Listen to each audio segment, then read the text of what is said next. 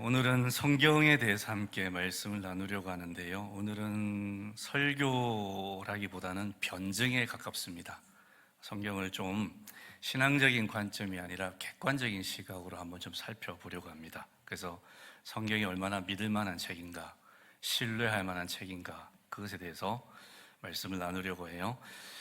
오늘 본문 말씀이 성경이 어떤 책인지에 대해서 일목요연하게 밝혀놓고 있는 말씀 중에 하나입니다. 근데 제일 먼저 16절에 보면 모든 성경이, 신구약 66권을 얘기하죠. 모든 성경이 무엇으로 되었다 그래요? 하나님의 감동으로, 하나님의 루하흐, 하나님의 숨결로 되었다 그래요. 이 성경에 하나님의 숨결이 스며져 있다는 거죠. 신의 손길, 신의 마음, 신적인 권위를 지닌 책, 그게 성경이라는 뜻이에요.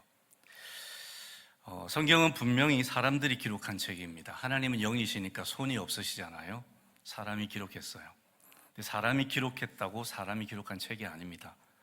그 성경의 모든 저자들을 하나님께서 모아셔서 감동 주셔서 하나님이 원하시는 내용을 기록하게 하신 거예요. 세상의 모든 책들은 저자가 원하는 책을 기록합니다. 저자가 원하는 책을 기록해서 그것을 통해서 저자의 생각을 밝히는데, 성경은 그렇지 않습니다. 성경은 하나님께서 사람들을 쓰셔서 사람들로 하여금 하나님이 원하시는 내용을 기록하게 한 책이죠. 그래서 성경은 인류 역사상 존재했던 모든 책들에 관한 차원이 다른 특별한 책입니다. 그래서 성경은 살아있고 영향력이 있다 그러잖아요. 왜냐하면 여기에 여전히 하나님의 숨결이 스며 있기 때문에, 하나님의 능력이 여기 스며 있기 때문에 성경은 죽은 활자가 아닙니다. 성경은 지금도 살아서 일하는 신적인 말씀이에요. 여담이지만 역사상 가장 많이 팔렸던 책 탑5를 꼽으라면 5위가 돈키호테라 그럽니다. 돈키호테가 한 5억 부 이상 팔렸고요. 4위가 해리포터 시리즈인데 해리포터 시리즈가 한 6억 부 팔렸다 그래요. 3위가 이제 이슬람교 경전인 코란입니다. 코란이 한 8억 부 팔렸고, 2위가 의외인데 마오쩌둥 어록이라고 해요. 한 10억 부 팔렸대요. 근데 별로 의미가 없어요. 왜냐하면 중국 사람들한테만 풀어도 10억 부 나오니까. 네, 1위가 뭘까요? 네, 성경. 얼마나 팔렸을까요? 50억 부가 팔렸다 그럽니다. 압도적이죠. 이거는 뭐 개수에 들어가지 않은 판매 숫자만 해도 엄청나겠죠. 성경의 영향력이 그만큼 크다는 거예요. 많은 사람들이 성경을 읽고 성경의 영향력을 받았다는 거죠. 자, 이 성경이 하나님의 감동으로 기록되었다. 이 사실에 대해서 한번 나눠보려고 해요. 성경은 저작 기간이 1600년입니다. 창세기부터 요한계시록까지 기록되는데 1600년 이상이 걸렸고, 저자가 40명이 넘습니다. 66권인데 40명이 넘는 사람들이 성경을 기록했어요. 성경 저자들 중에는 직업이 다양합니다. 왕도 있고, 세리도 있고, 어부도 있고, 선지자도 있고, 의사도 있고, 뽕나무 재배하다가 불림받은 사람도 있고, 농부도 있고, 정말 다양한 직업군에 있어요. 자, 그런데 이 사람들이 동시대의 인물들이 아니잖아요. 모세와 사도 요한만 해도 1600년 차이가 납니다. 동시대 인물들이 아니에요. 저자 40명이 다 1600년대에 골고루 분포되어 있어요. 시간 차이를 두고 존재하는데, 자, 이 저자들이 함께 만나서 우리가 이제 성경을 한번 기록해보자. 그래서 성경을 이런 주제로, 이런 방향으로 우리가 한번 기록해보자. 함께 모여서 논의를 한 적이 있을까요, 없을까요? 없겠죠. 한 번도 없습니다. 자, 근데 놀라운 게 뭐냐면 이 40명의 저자들이 1600년 동안 기록한 이 성경이 주제가 똑같아요.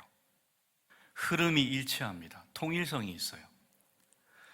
이거는 기적에 가까운 일이에요. 확률상 일어날 수 없는 일이에요. 예를 한번 들어볼게요. 우리가 1600년에 걸쳐서 화가를 40명 선정해가지고 무작위로 선정해서 그 화가들한테 당신 화실에 가서 당신 그리고 싶은 그림 그리십시오.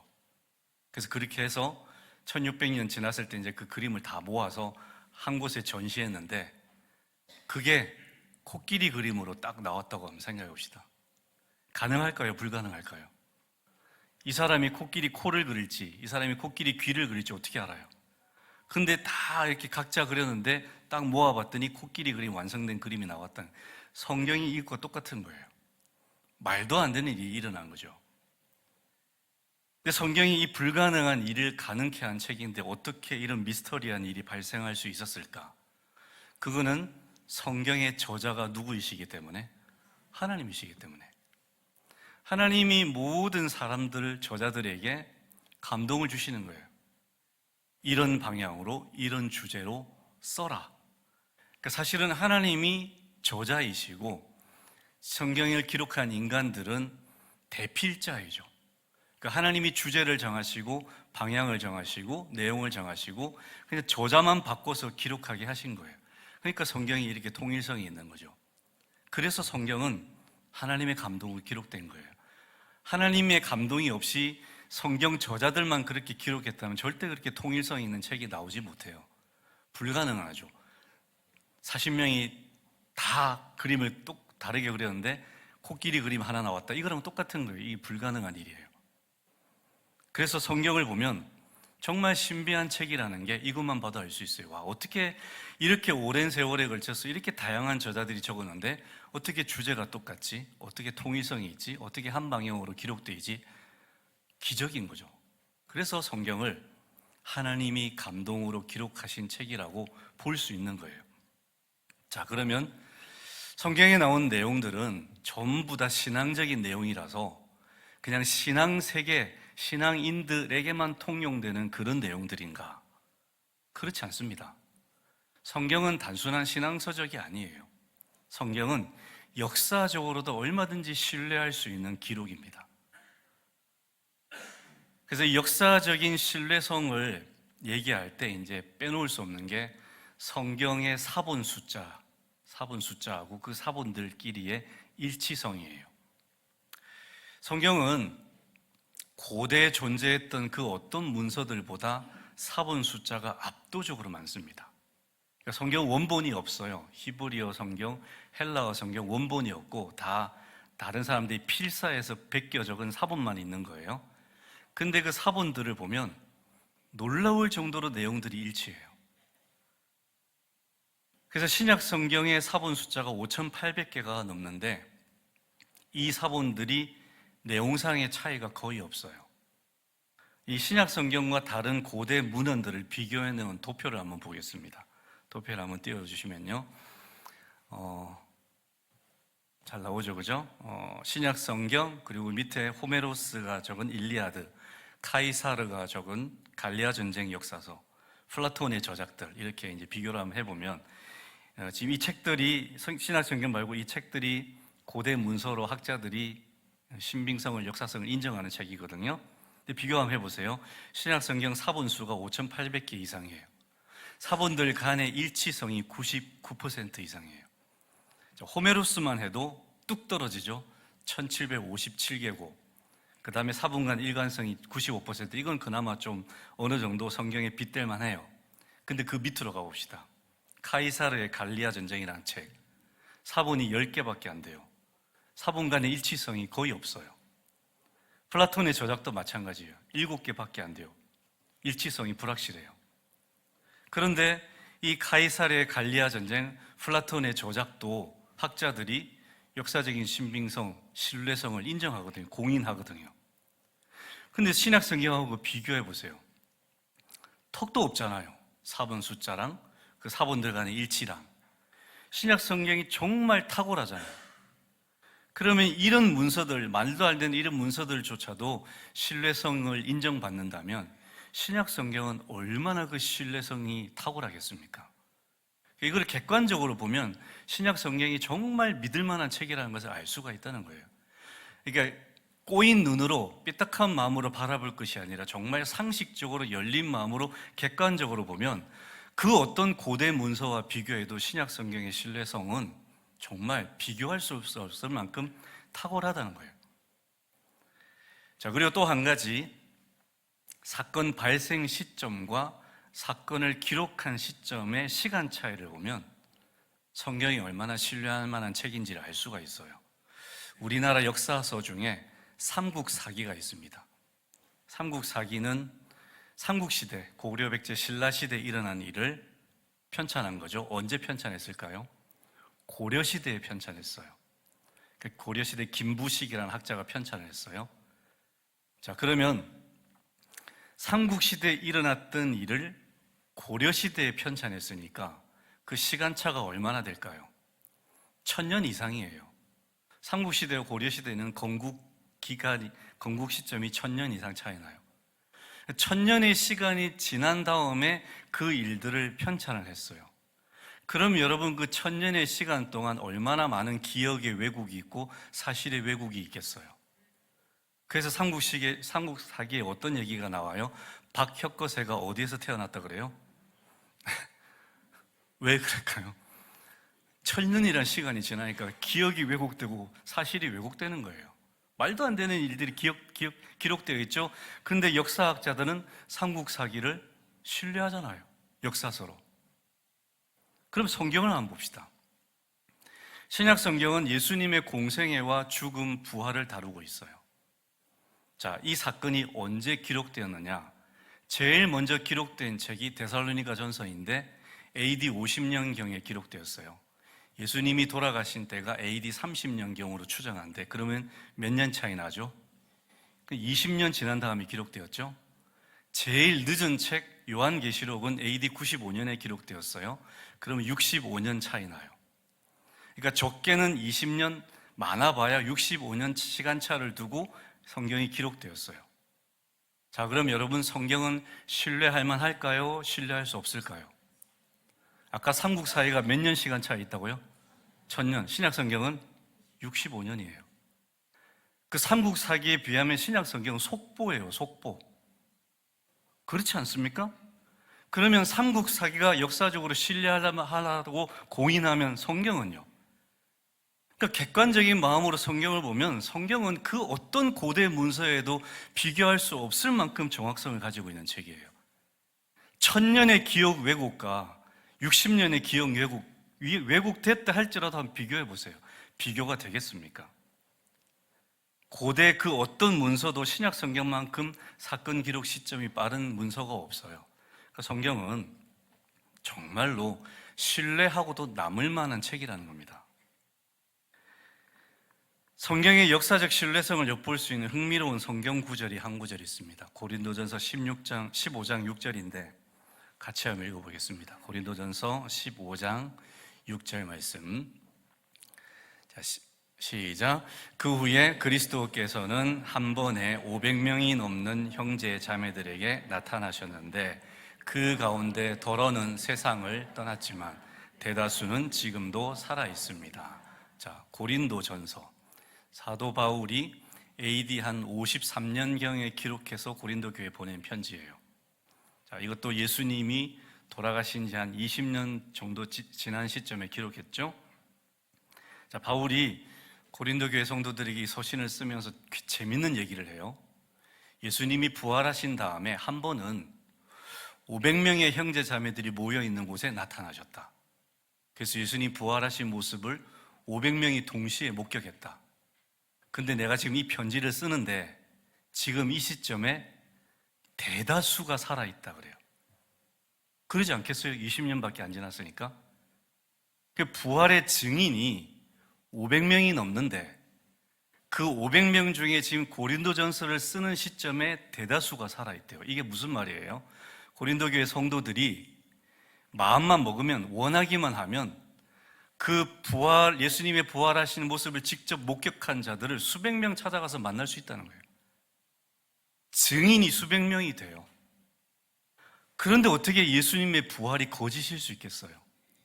거짓일 수가 없잖아요, 정황상. 사도 바울이 자신이 없으면 이렇게 편지를 썼겠어요? 고린도 교인들이 그걸 거짓이라는 것을 밝혀내려고 마음만 먹었다면 얼마든지 밝혀낼 수 있는데 거짓이 될 수가 없는 거예요. 왜? 증인이 수백 명이 살아있으니까. 예수 부활의 역사적인 신빙성이 이만큼 크다는 거예요. 그러니까 마음을 열고 진짜 받아들이려고 믿으려고 마음만 먹은다면 이거 정말 얼마든지 믿을 만한 일이구나, 사건이구나 하는 것을 알 수가 있어요. 그것도 그 사건이 발생한 지 20년밖에 안 지난 시점에 기록되었잖아요. 수천 년이 지난, 1000년 이상 지나서 기록한 것도 역사적인 사실이라고 인정한다면 20년 지나서 기록하고 그리고 증인들이 수백 명이 있는 이 사건을 어떻게 거짓이라고 말하겠어요? 성경에 기록된 내용들은 얼마든지 그 진정성과 진리, 역사적인 신빙성 받아들일 수 있고도 남습니다. 차고도 넘쳐요. 그럼 예수님의 기적들은요? 여러분, 예수님의 부활이 사실이라면 예수님의 기적이 뭐가 대수겠어요? 죽었다가 살아날 확률이 몇 %입니까? 제로잖아요. 사람이 죽어서 사흘이 지났어요. 그럼 완전히 생물학적으로 죽은 거예요. 그 죽은 사람이 다시 살아날 확률은 제로예요. 역사상 그 어떤 사람도 그렇게 살아난 사람이 없잖아요. 예수님이 살리신 몇 명 빼면, 엘리야가 살린 몇 명 빼면, 엘리사가 살린 사람 빼면 없잖아요, 그런 사람이. 예수님은 확률 제로의 기적을 스스로 보여주셨어요. 죽었다가 살아나셔서. 그러면 다른 기적들 못 믿을 이유가 뭐가 있습니까? 다 믿을 수 있죠. 죽었다가 살아나신 분이 물리를 못 걷겠어요? 오병이어 기적 못 행하시겠어요? 병자 못 고치겠어요? 죽었다가 살아나신 분이, 확률 제로의 기적을 일으키신 분이 나머지 기적 못 일으키시겠어요? 그러니까 성경에 기록된 모든 내용들은 정말 열린 마음으로 보면 얼마든지 믿을 수 있을 만한 사건들만 기록되어 있다는 거예요. 증인들이 차고 넘치고. 자, 성경을 신뢰할 수 있는 또 다른 근거가 예언의 성취예요. 구약 성경에 예수님에 관한 예언이 수십 개가 넘습니다. 자, 그 중에 대표적인 예언 8가지가 있는데 이 8가지가 예수님의 생애에 다 이루어졌어요. 피터 스토어너라는 수학자가 이 예언들이 모두 이루어질 확률을 연구를 했어요. 도표를 한번 보시면요, 예수님에 대한 대표적인 예언 8개가 나옵니다. 예수님이 베들레헴에서 태어나시고 세례 요한에 의해 선포되시고 나귀 타고 입성하시고 친구에게 배반당하시고 은 30냥에 팔리시고 그 은 30냥이 성전에 던져질 것이고 십자가에 처형될 것이고 죽은 뒤에 부활할 것이고 구약 성경에 저렇게 쭉 예언되어 있어요. 자, 이 8개의 예언이 예수님 인생에 다 이루어졌어요. 자, 그 확률이 얼마나 될까요? 여러분, 로또 1등 당첨될 확률이 얼마인지 아세요? 800만 분의 1이에요. 800만 분의 1. 예수님 예언 8개가 모두 성취되었는데 그 확률이 어느 정도냐면 10의 17제곱분의 1이에요. 1, 10, 1, 10, 100, 1000만, 10만, 100만. 동그라미 7개죠? 1000만. 여러분 이제 로또 당첨 확률하고 비슷해요? 근데 지금 8개밖에 안 붙였어요. 여기에 몇 개 더 붙여야 돼요? 9개 더 붙여야 돼요. 확률상 가능하겠어요? 불가능한 확률이에요. 근데 성취됐잖아요. 근데 8개만 성취되었냐? 아니에요. 48개가 성취되었어요. 그 48개 다 성취될 확률이 얼마냐면 10의 157제곱분의 1이에요. 1 다음에 동그라미가 157개 붙어요. 자연적으로는 일어날 수 있는 확률이 아니에요. 불가능한 확률이에요. 이 숫자는 우주의 원자 개수보다 더 적대, 확률이. 근데 이 예언들이 다 이루어졌잖아요. 신약 성경에. 하나도 빠짐없이. 여러분, 그러니 성경이 얼마나 신비롭고 경이로운 책입니까? 우리가 성경을 들여다보면 들여다볼수록 어떻게 이런 책이 있을 수 있을까? 아니, 그 유명한 노스트라다무스의 예언도 반은 맞고 거의 반은 틀리잖아요. 성경의 예언은 하나도 틀리지 않고 다 이루어졌어요. 예수님 인생에. 심지어 십자가 밑에서 로마 군들이 옷을 제비 뽑는데 찢어서 나누는 것이 아니라 통으로 제비 뽑을 것도 예언되어 있어요. 어떻게 그런 예언이 성취되냐고요. 불가능한 일이죠. 근데 그게 다 성취되었어요. 성경은 이런 책입니다. 이게 하나님의 감동으로 기록되지 않으면 도저히 있을 수 없는 일과 사건들이 성경에 일어나요. 성경책 자체가 신비예요. 성경은 이런 책입니다. 우리가 가지고 있는 성경이 이런 책이에요. 그래서 우리가 성경을 귀하게 여기는 거예요. 그래서 우리가 성경을 진리라고 여기는 거예요. 왜냐? 정말 신앙적으로 뿐만 아니라 객관적으로도 신뢰할 만한 책이기 때문에, 그 어떤 고대 문서와 역사책보다도 훨씬 더 신뢰할 만한 책이 성경이기 때문에, 그래서 우리가 성경을 믿고 있는 거잖아요. 성경이 하나님의 감동으로 기록되어 있기 때문에, 그래서 성경을 읽은 사람들 중에 자기도 모르게 변화된 사례들이 넘쳐납니다. 수도 없어요. 그 중에 한 가지만 제가 예를 들어 보겠습니다. 이 예는 여러분들 중에는 들어본 분도 계실 거예요. 여러분, 벤허라는 영화를 아시죠? 벤허가 영화사상 가장 위대한 작품 탑3 안에 들어가는 영화잖아요. 1960년도에 아카데미 시상식에서 무려 11개 부문을 석권한 명작 중에 명작이에요. 근데 벤허가 원래 영화가 아니고 소설이었어요. 1880년에 루 월레스라는 군인 장교가 나쁜 마음을 품었어요. 내가 예수와 기독교에 대해서 굉장히 좀 안 좋은 이미지를 남기는 소설을 좀 써야겠다. 그래서 예수를 나쁜 인물로 묘사하고 기독교를 부정하는 소설을 쓰려고 마음을 먹었어요. 굉장히 이제 이거 쓰면 굉장히 재밌겠다 마음이 막 흥분되었는데, 소설을 쓰려고 하니까 자기가 막상 예수에 대해서 아는 게 없는 거예요. 예수에 대해서 알려면 뭘 읽어야 될까요? 성경을 읽어야 되잖아요. 그래서 성경을 읽었어요. 쭉 읽으면서 자료 수집하고 직접 이스라엘 가서 또 자료도 수집했어요. 근데 이상한 일이 벌어져요.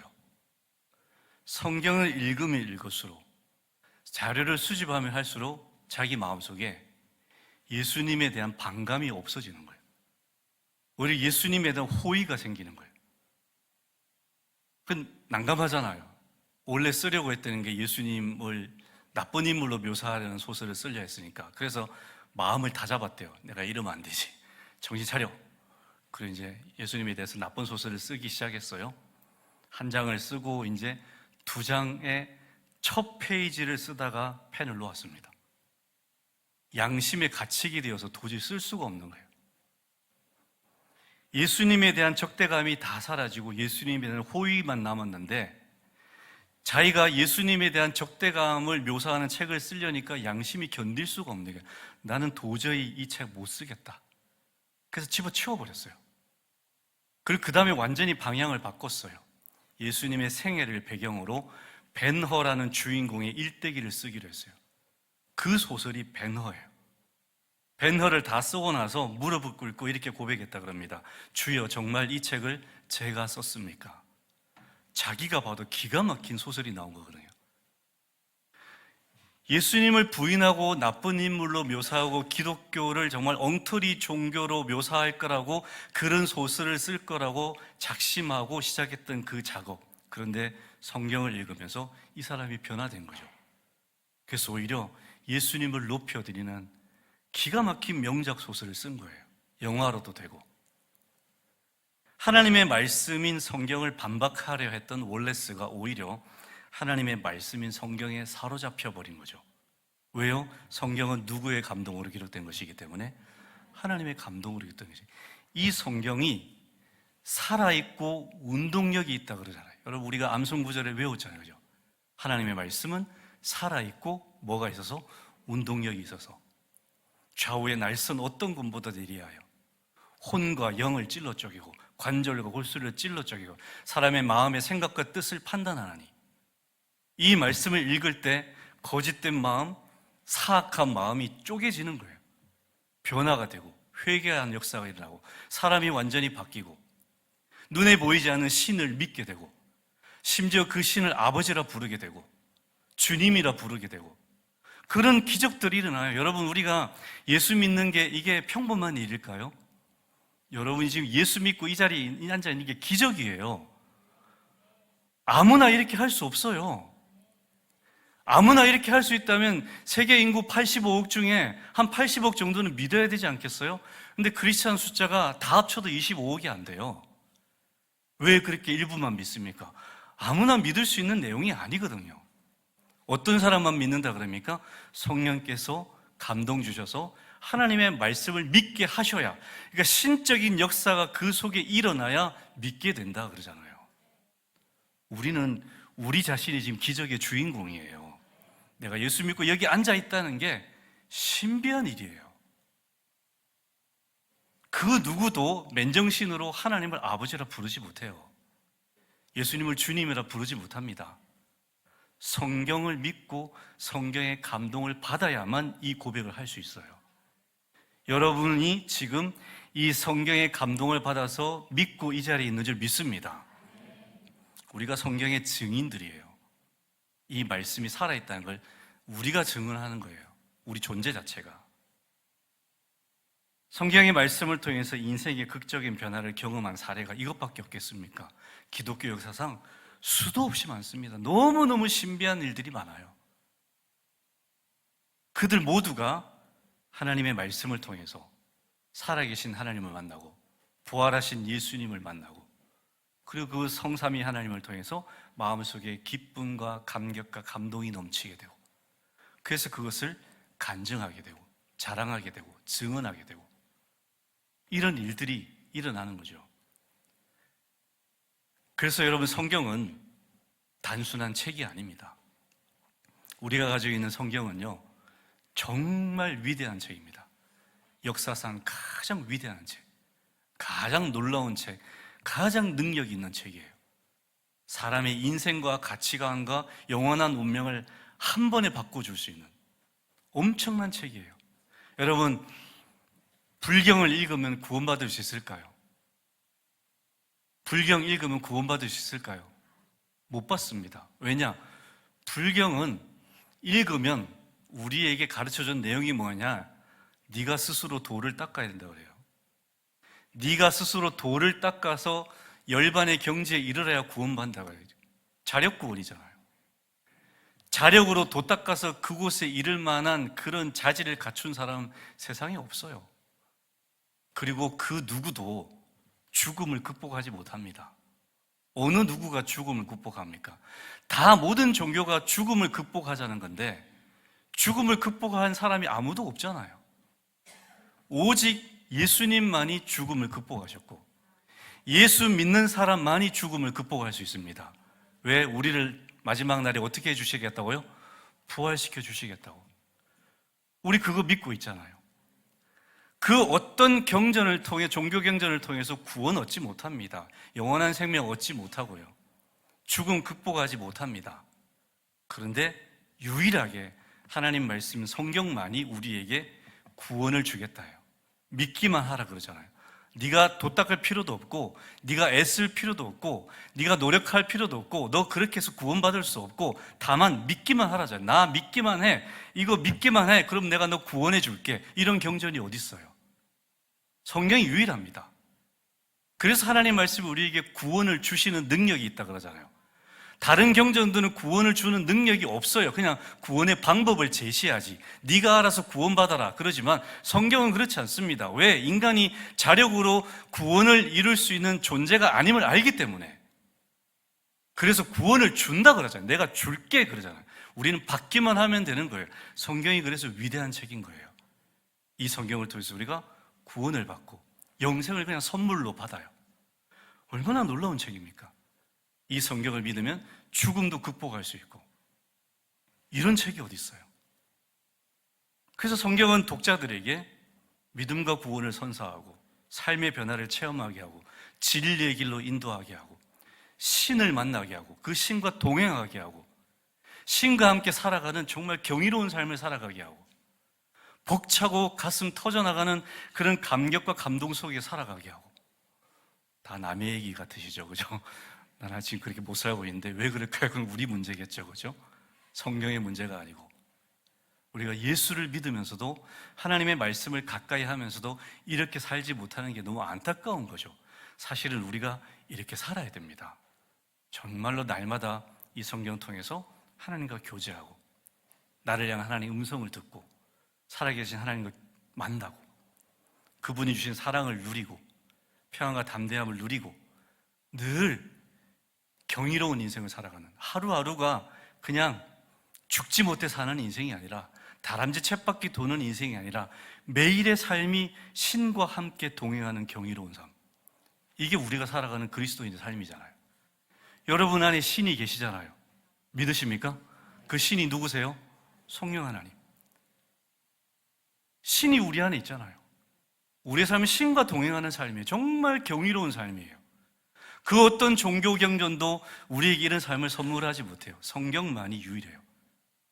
이 신비한 책을 선물 받았고 이 놀라운 삶을 선물 받았는데 우리의 삶이 이렇게 살아야 되지 않겠냐는 거죠. 그러기 위해서 더욱더 성경을 사모하시고 갈망하시고 열심히 읽으시고 묵상하시고 성경 말씀을 여러분 속에 차곡차곡 쌓아 놓으시기 바랍니다. 그럴 때 역사가 일어납니다. 그런 역사들이 수도 없이 일어났습니다. 우리에게라 못 일어날 이유가 뭐가 있겠습니까? 이미 우리는 성경을 통해서 구원을 받았고 영생을 받았습니다. 이것만으로도 엄청난 복입니다. 상상할 수 없는 복입니다. 그런데 그거는 천국 가서 받을 복이고 지금 여기서도 복 받아야 되지 않겠습니까? 여기서 받을 수 있는 복이 뭡니까? 이 땅에서 하나님을 만나고 하나님과 동행하고 하나님이 주시는 그 놀라운 체험들을 경험하고 그렇게 살아가는 삶, 그 삶을 우리가 사는 것이 이 땅에서 우리가 누려야 될 복입니다. 여러분, 이 땅에서도 이 복을 누리시길 바랍니다. 가서 누리는 건 우리 다 누릴 수 있어요. 정말 중요한 것은 여기서 먼저 누리는 거예요. 그래서 우리가 말씀을 통해서 살아계신 하나님을 더 깊이 만나고 그분과 더 깊은 교제를 나누고 참된 소망과 담대함과 평안과 기쁨, 남들이 알지 못하는, 세상이 주지 못하는 그런 엄청난 체험들을 날마다 누리며 살아가는 그런 삶이 될 수 있기를 주님의 이름으로 축원합니다. 기도하겠습니다. 하나님 아버지, 하나님의 말씀은 하나님의 감동으로 된 것으로 지금도 살아있고 운동력이 있다고 말씀하셨습니다. 주님, 이 놀라운 말씀을 우리가 우리 손에 쥐고 있습니다.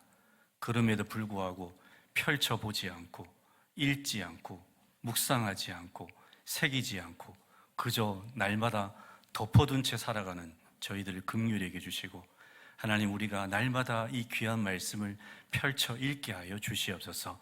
묵상하게 하시고 마음에 새기게 하시고 그 말씀이 감동 주시는 대로 이끌림 받아 가게 하시고 그리하여서 말씀이 체험케 하는 놀라운 역사들을 우리 삶 속에서 더 풍성히 누리며 살아가는 말씀의 사람들이 되게 하여 주시옵소서. 예수 그리스도의 이름으로 기도드립니다. 아멘.